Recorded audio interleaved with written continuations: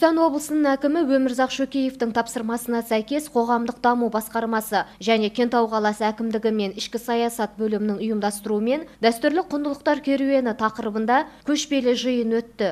Көшпелі керуеннің мақсаты облыс тұрғындарының мәдени және рухани сезімдерін қалыптастыру, деструктивті діни ағым жақтастарын қазақстандық қоғам құндылықтарына бейімдеу, сонымен қатар мемлекет пен дін ара қатынасындағы зайырлық ұстанымы бойынша халықты ақпараттандыру болатын. Халықтың салт дәстүр мәдениетін қалыптастыруға байланысты қаламызда бірталай іс-шаралар өтіп жатыр. Оған барлықтарыңыз куәсіздер. Мына 18 қазан рухани келісім күніне орай 17 қазан күні осы орталықтың осы ғимаратында үлкен іс-шара өткіздік. Бүкіл 16 ауылға қарасты барлық мешіт, намазханалардың малдалары, имамдары 60-70-ге жуық.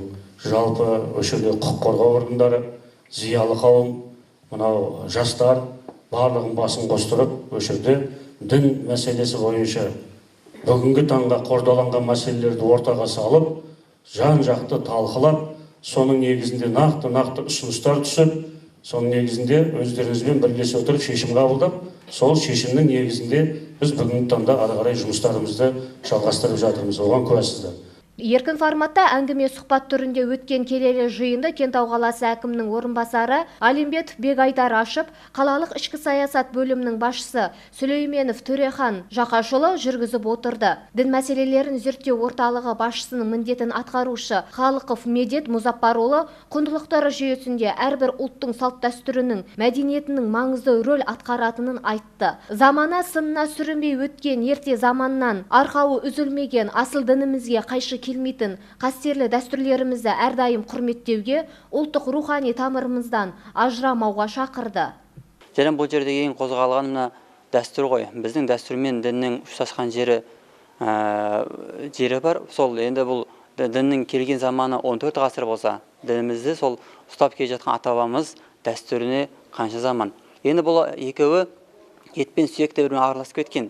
Мына дінде негізі әрбір үкім алынар кезде тек қана Құран мен сүннетпен шектелмейді, соның қатарында дәстүрге де қаралады. Мына діннің бір ерекшелігі әрбір заманға, мекенге сай келеді. Яғни біздің дәстүрімізге діннің ешбір қарама-қайшылық жері жоқ. Енді бізде сол үшін дәстүрімізді дәріптеуіміз керек. Қазіргі заманда спорттың алатын орны үлкен. Өйткені мұсылман адам өз уақытын бос өткізуге болмайды. Әрбір өткізген уақытқа Алла тағаланың алдына жауап береміз. Сондықтан спортқа деген спорт үшін кеткен уақытты босқа кеткен деп санауға болмайды. Өйткені Алланың алдына, Алланың құлшылығы ету үшін дені сау мұсылман абзалырақ болып келеді Алла тағалаға.